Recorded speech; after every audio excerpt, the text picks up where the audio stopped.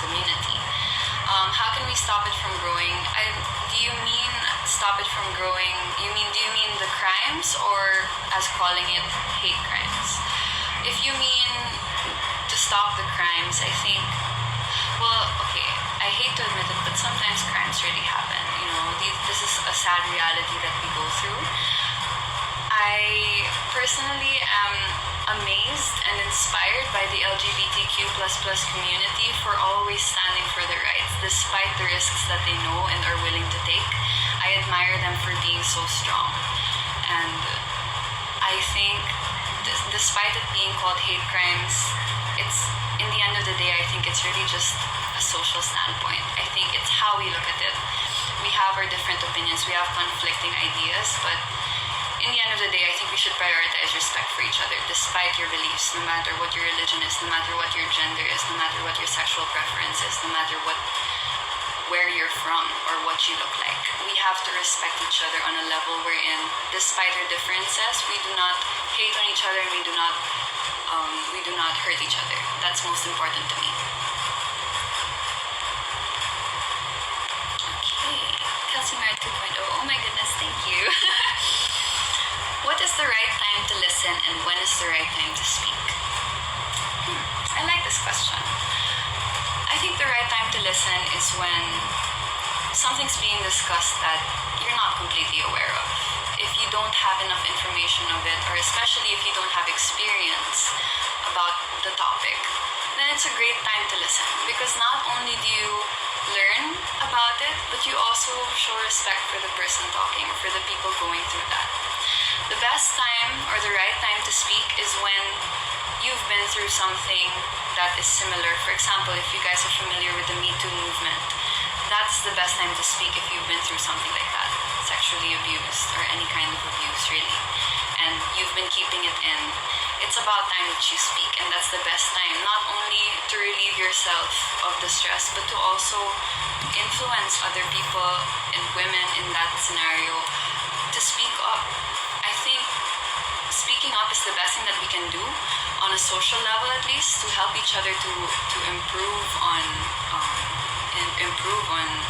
all of these issues, to eradicate them as much as possible. Speaking is the best thing that we can all do, especially when it comes to mental health. Going back to mental health, it's very important that you talk about what you're going through. If you think you might be a little too sad sometimes, or if you're going through the stress, or you're just feeling a little weird, it's good to talk to somebody who you trust, somebody you just want to let your emotions out to. It's better to talk than to keep it in.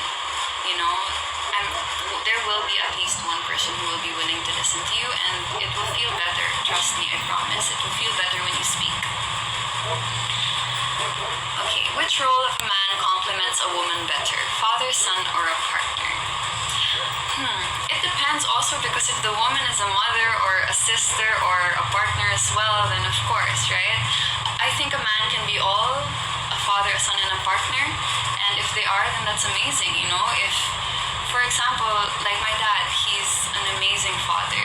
I'm sure he was an amazing son also, and he was a great partner to my mom and to generally everybody who he's been in partnerships with, a man and a woman also. These are three roles that all come together to make you the person that you are, and I don't know. So I guess if you want to ask me what complements a woman better, I can't really give an answer to that specifically. It depends on what the woman's looking for, maybe. Like, for example, me, I look for a father in my dad. I look for a brother in my brother. So I look for a partner in my relationship. So you're a phenomenal Bella. Way to go. Thank you so much, Doc Jean. Thank you for watching me. Thank you so much, you guys. I'm so thankful. Oh my gosh, even my teachers from before, Sir Jerzon. Hi. Oh my goodness, you guys. I haven't seen you guys in years. Sir Jerzon was my teacher in grade 4, I think. Oh my goodness, thank you so much for your support. I'm so overwhelmed by the love that everybody's giving me. It's so unexpected, but in the best way. I couldn't be more motivated, honestly. As a product of Catholic schools, do you think that kids from public schools are at a disadvantage? As a product of Catholic schools, do you think that kids from public schools are at a disadvantage? Definitely, a flaw in, or not a flaw, there's an issue, a standing issue in our education system here in the Philippines. I've had teachers who would tell me that they've experienced teaching in public schools in some provinces where there would be, for example, in our class, we were probably like 35 in the classroom, where in a public school, for example, they'd be 100 to 150. Some kids would even have to share one armchair, and I never, I mean, I was blessed enough to never experience this, but I am aware of this because of the stories that my teachers have told me, especially, and what I've been seeing on media, for example, in the news. There is a disadvantage, definitely. We cannot deny that there's a disadvantage for children who are going to public schools that don't have enough funding in order to have more classrooms, especially, or more chairs to accommodate more students. There's a disadvantage because there's less chance of the student, especially if, for example, the reality of how maybe there may be 1 or 2, maybe 5 students who need more focus from the teacher, some not really, because we all have our different capabilities and skills. There's a disadvantage because of that, and I think the education budget, or the education system in general in the Philippines, needs to be more focused on by the leaders that we have. But for us, on our level, as much as possible, we try to help each other out. So many schools have so many drives that aim to help other schools that are in need, and I think that's an amazing thing that we can do. And if you're looking for something to do, something you want to do to help, then you can just approach many different schools. It's so easy nowadays to search on social media, on Facebook, how you can donate, how you can help, how you can volunteer. These are readily available ways and channels for us to help each other out. And at least on our level, wherein we don't have that much power, we can at least help in the little ways. And eventually, if we all come together and help in our own little ways, it will create a big impact. Okay, what do you think men can learn from women? Ooh, Miss Universe question. In my experience as a woman, I've always been proud to be someone who can feel. I mean, I'm not saying that men can't. I'm just saying in my own perspective. I've always been the type of person who's been sensitive to other people. When I just meet somebody new, I try to understand who they are first. I get to know them. I ask them about themselves. And, I just generally, I like to make a person feel comfortable. I like to make them feel comfortable with me. And I'm not saying that men don't do this, but in my experience at least the men from my life can learn that from me, don't you think? Can you speak well in Tagalog? Oo naman, I'm speaking in English. English is my first language, oo. Pero marunong naman po ako mag-Tagalog. Nagtatagalog ako buong buhay ko. I'm a Filipina. I don't really know what to say. But yes, I speak Tagalog fluently. English is my first language, so I'm more comfortable with it. But yes, I can speak Tagalog. If you want to talk to me, go ahead. Let's speak in Tagalog. At present, women are trying to equalize with men in terms of roles. What is your view on this? On the issue of the family, what is your stand or insight on the trad wife culture? You mean traditional? Or where women are submissive to their husbands? Okay. I'm all about women empowerment. So I'm aware of the traditional culture in the past where the woman is submissive to their husbands. However, I am proud of the fact that women are more empowered as they've been in the past few years, and I think it's good that women are trying to be equalized, or at least to be equal to men in terms of roles. I like the fact that we have our own qualities, we have our own strengths as men and women, and we should emphasize that. We're not trying to get rid of the differences, and we're not trying to get rid of the strengths about being a man or being a woman, or not even just sexually, but I mean in your gender or your gender identity. There are strengths in that, and what women are trying to do nowadays is not to try to be seen as men. We're just trying to be as recognized as men. Women deserve to be as recognized. They deserve to be recognized for who they are and what their traits and strengths are in the same way that men are being recognized for that. That's what's happening nowadays, and I think that is the most powerful thing that's going on right now, if arguably, at least in my opinion. It's one of the most powerful things that's going on, and I'm so proud of that. I'm so happy about that.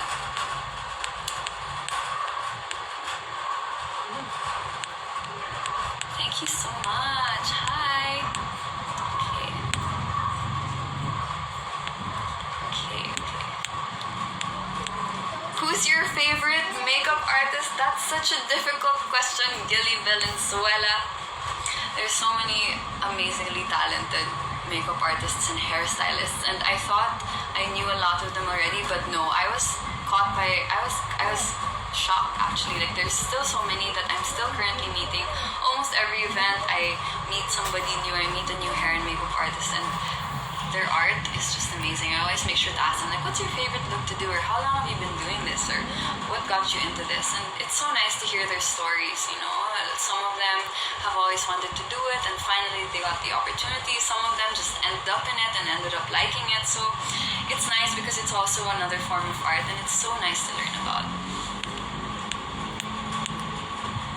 What will you tell a young girl who is suffering from low self-esteem to feel good about herself? I've been through that, you know. I think to this day, I still have my own insecurities, and I still have my moments of low self-esteem, especially in times of pressure and stress. One thing I would tell her is that despite what everybody says, the one person who knows you is you. You know, you are with you every day, you see yourself every day, you talk to yourself every day, and you go through all of the challenges that you go through.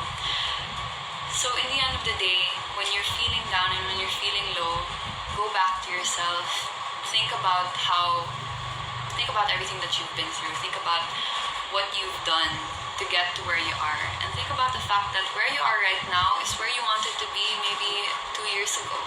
You know, like in my case, where I am now is exactly where I wanted to be 2 years ago. And it's amazing, you know, it's amazing. So I think the best way to up your self-esteem or to be proud of yourself is to think about the journey that you've been through and to love yourself for it, for every step that you took.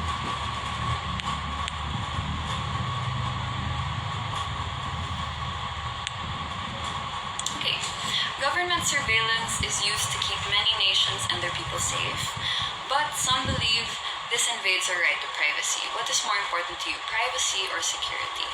Alright, this is a really good topic to talk about and a good question. Thank you so much, Yan, for this question. In my opinion, of course, privacy is so important. You know, we have the right to our privacy, and what the government is doing by using surveillance to keep our nation safe and the people, of course, there is, I think, to a certain limit, there's an invasion of privacy. However, be it whatever the issue may be, whatever the concern may be, in the end of the day, on the general idea or on the general stand, security is more important, at least in my opinion. You know, we cannot compromise security, general security for everybody. And if in case we go through a situation in the country wherein we all need to be protected, I think security will be more important. Taga saan ka? Taga Paranaque po.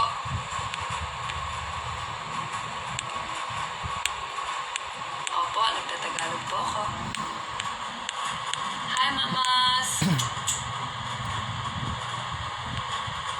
Some of my classmates from Veritas are watching. Hi, guys, I love you. You know, like, we grew up together practically, and I'm so glad that you guys are here, my family. Sir Homer, hello. Dr. Yabut, my prof from college. Okay. Let's see what else. I love you guys. Hi. Okay. Why Miss Universe, not Miss World? I'm pretty mo girl. Thank you so much. Thank you. Why Miss Universe and not Miss World? Miss World is such a prestigious pageant. So many beautiful girls and a beautiful purpose. You know, they have that beauty with a purpose, right? Personally though, Universe has always been my goal. The platform of Miss Universe speaks to me on a way that I cannot explain enough. However, the way that they stand for women empowerment, the way that they show themselves to the world, the way that they present themselves as significant people in the environment or in the society is exactly what I want to be. Miss Universe, the goals of Miss Universe and Miss Universe Philippines is very in line with what I want to make of myself. That is why I chose to join Miss Universe Philippines and not Miss World.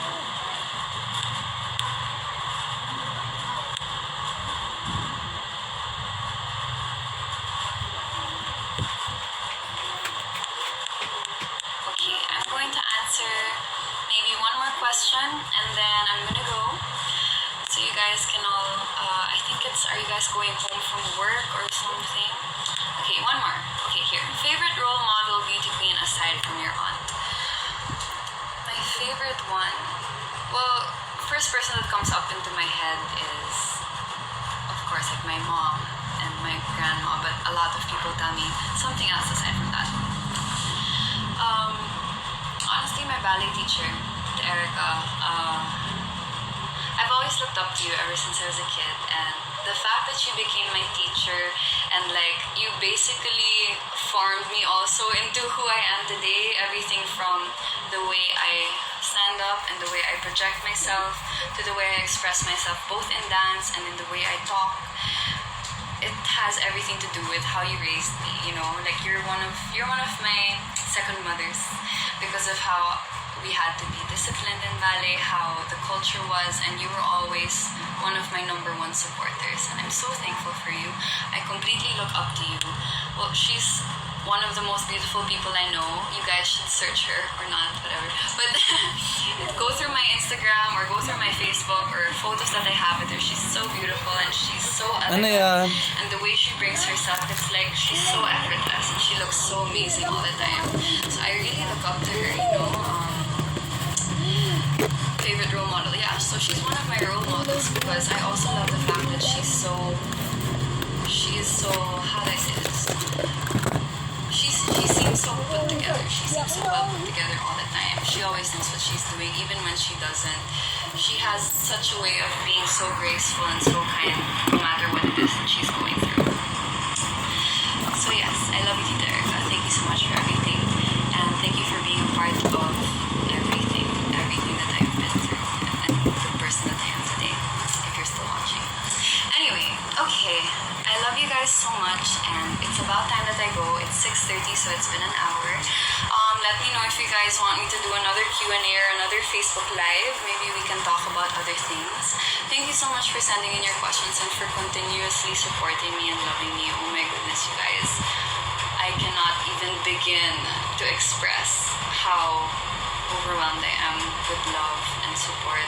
You guys are the best ever. I love you so much, and I hope to see you guys again soon through Facebook Live. Let me know if you want me to do this again. Take care on your way home if you're going home, or just generally take care and have a great evening. I love you all.